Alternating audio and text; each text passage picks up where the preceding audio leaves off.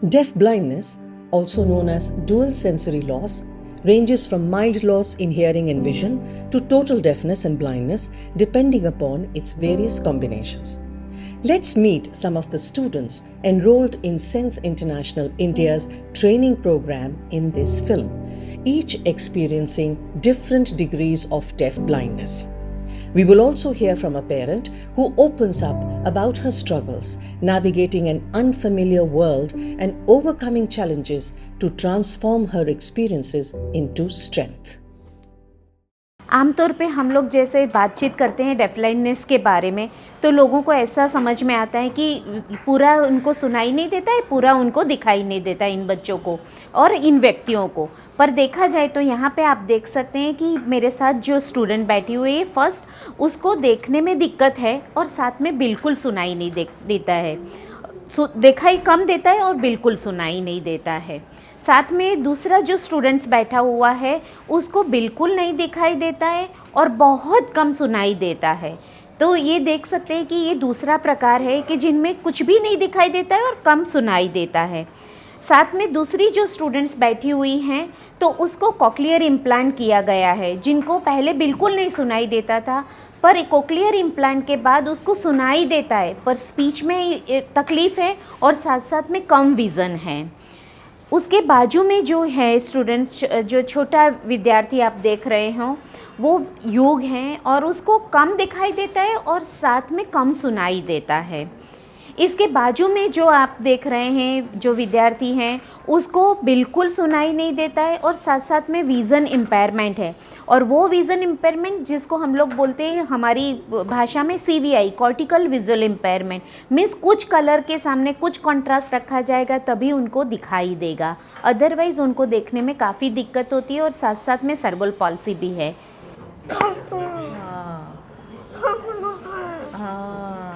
પછી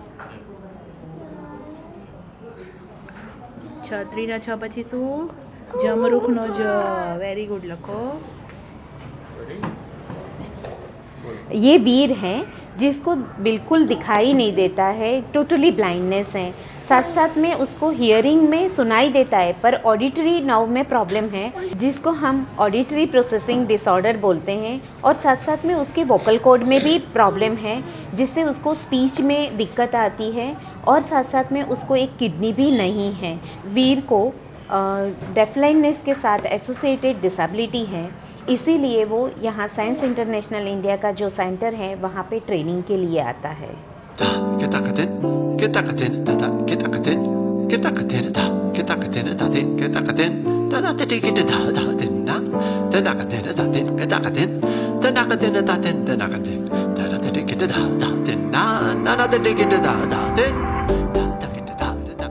उसकी उम्र 12 साल की है अभी, और जब 5 साल का था तब से हमने इसको अर्ली इंटरवेंशन में रखा था। तो वहाँ पर मुझे इसकी डिसेबिलिटी के बारे में पता चला।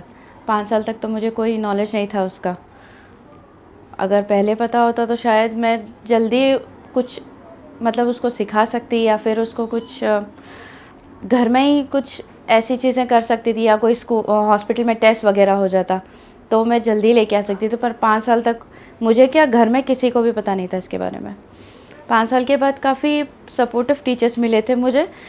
पहले तो उन्होंने यही बताया कि ये समझ नहीं सकेगा, ये देख तो रहा नहीं है, तो ये बोल भी नहीं पाएगा। तो काफ़ी घर वालों को ऐसा लगा ये सीखेगा किस तरह। तो टीचर्स ने थोड़ी थोड़ी एक्टिविटीज़ जो बताई तो मेरे लिए मुझे बहुत अजीब सा लग रहा था कि ये बच्चा ये सब कैसे कर लेगा। फिर टीचर्स के सपोर्ट से मैं भी उनको सिखाने लगी, मतलब बच्चे को थोड़ा बहुत सपोर्ट करने लगी, तो वो सीखा थोड़ा। जैसे नॉर्मली बच्चा कपड़े नॉर्मली तो सीख ही जाता है 3 साल में 4 साल में, इसको 7-8 साल लगे, काफ़ी टाइम लगा इसे सीखने में। आहिस्ते आहिस्ते फिर 10 साल का हुआ। 10 साल के बाद से डेफ ब्लाइंडनेस के बारे में पता चला कि ऐसे बच्चे, इनको इस तरह बोला जाता है। उसके बाद टीचर्स ने सपोर्ट किया। टीचर्स के सपोर्ट के बाद उसको खाना भी नहीं आता था। ऐसे बोल सकते कि दूसरे बच्चे देख के सीख सकते थे, क्योंकि उसको मेंटली रिटार्डेशन भी है थोड़ी सी, तो वो खाना भी नहीं खा पाता था। पर यहाँ अभी सीखने के बाद टीचर्स ने उसको खाना खाना भी सिखाया हाथ से, सपोर्टिव थे टीचर्स, काफ़ी अच्छा था। जर्नी मेन ये थी हमारी कि अवेयरनेस नहीं थी। सच बात तो सच में ये बात है कि अवेयरनेस नहीं है इस चीज़ की कि डेफ ब्लाइंडनेस कुछ कर सकते हैं। सही बात है। मेरी फैमिली तो 5 साल तक यूँ ही कह रही थी कि इसे स्कूल ही मत भेजो, पर जब मैं ये मेरी ज़ोर ज़बरदस्ती से बच्चा आया मेरा यहाँ पर, वरना मेरी फैमिली तो बिल्कुल भी कह रही थी ये बच्चा नहीं सीखेगा कुछ भी, इसे घर में रहना तो हम इसे पालेंगे इसी तरह।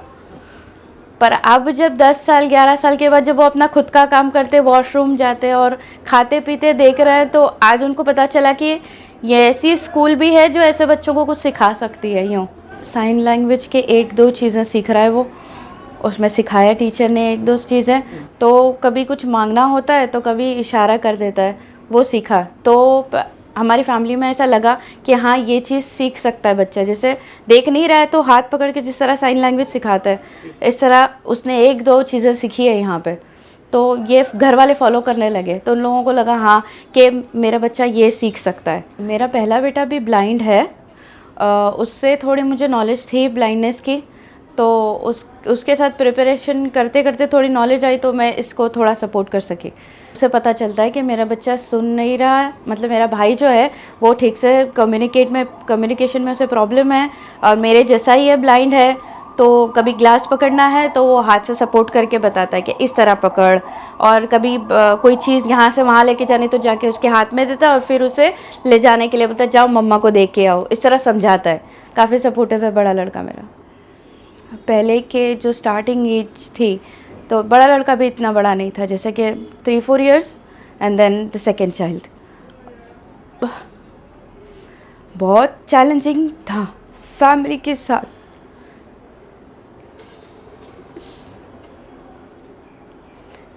पहले तो समझाना मुश्किल था,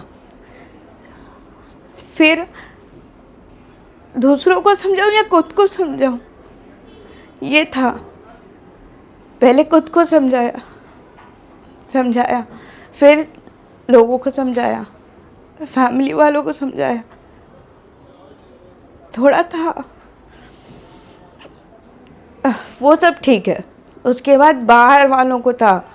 हर बार पहले यहाँ तक आने के लिए बहुत दूर था मेरा घर, मोर देन 180 किलोमीटर्स, हाँ 180 किलोमीटर्स रोज़ ट्रैवल करती थी यहाँ लाने के लिए। तो ट्रैवल में लोगों को, जैसे गांव के लोग होते हैं काफ़ी, उनको तो बिल्कुल ही नॉलेज नहीं होता।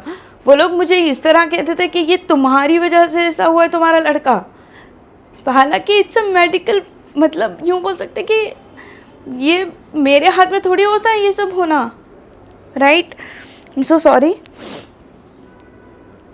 फिर उनको समझाना कि देखो ये मेरे हाथ में नहीं था, ये एक तरह से मुझे चुना गया इस चीज़ के लिए। It's a challenge for me कि मैं अपने लिए अच्छा कर सकूं। मुझे ट्रेनिंग मिल रही है एक चीज़ की कि देखो आगे जाके तुम्हें ये, आज तुम सपोर्ट करिए, तुम किसी और को सपोर्ट कर सकती हो इस चीज़ के लिए। मैं समझाती थी, सबको समझा के आई हूँ मैं अभी तक, पर हाँ मैं गिव अप नहीं करी मैं। हाँ आफ्टर 10 years कुछ ऐसे लोग मुझे मिले जो इस चीज़ को समझ सके। हाँ फैमिली वालों ने, हालांकि मेरी जगह मेरी फैमिली वाले जवाब दे रहे थे, नहीं उसने बहुत मेहनत करी है तब जाके वो इतना सब कर सकी, इतना सब सिखा सकी। और अब मेरे पास लेके आते हैं लोगों को कि तू उन लोगों को मोटिवेट कर, वो लोग नहीं कर पा रहे, वो लोग नहीं समझ पा रहे इस डिसेबिलिटी के लिए, तो तू उनको सपोर्ट कर, यूँ थोड़ा मोटिवेट कर। मैंने किया काफ़ी लोगों को, आई डिड। इतना सब मेरे साथ, मतलब इतना सब मेरा एक्सपीरियंस है जितना भी है मेरा अभी तक, जहाँ तक मैं पहुँची मेरे दोनों बच्चों को लेकर। अभी मैं सिर्फ ये चाहती हूँ कि अभी इस चीज़ में थोड़ा एजुकेशन, पेरेंट्स और चाइल्ड दोनों को थोड़ा बहुत एजुकेशन होना चाहिए। पेरेंट्स को हो या ना हो, बच्चे को कम से कम इतना एजुकेशन दिलाओ और सिखाओ उसे कि वो इंडिपेंडेंटली अपना कुछ कर सके, कम से कम वो अपना कुछ इंडिपेंडेंटली कर सके, वो सिखाना ज़रूरी है बच्चों को मेरे हिसाब से। सेकंड ये अवेयरनेस, इस चीज़ की जो समझ है, जो ये जो डिसेबिलिटी है, डिसेबिलिटी की अवेयरनेस सबको बताना या नॉलेज लेना किसी से, ये सब पेरेंट्स के हाथ में है, माँ के हाथ में। उससे बैठे नहीं रहना है, सिर्फ फैमिली को सपोर्ट, फैमिली की सुन के बैठे नहीं रहना है, उसको जाना पड़ेगा बाहर, सीखना पड़ेगा खुद को भी और अपने बच्चे को भी सिखाना पड़ेगा। ये ज़रूरी है, हम इसे छोड़ नहीं सकती, हमारी औलाद है। सही बात है, अपनी औलाद है ये।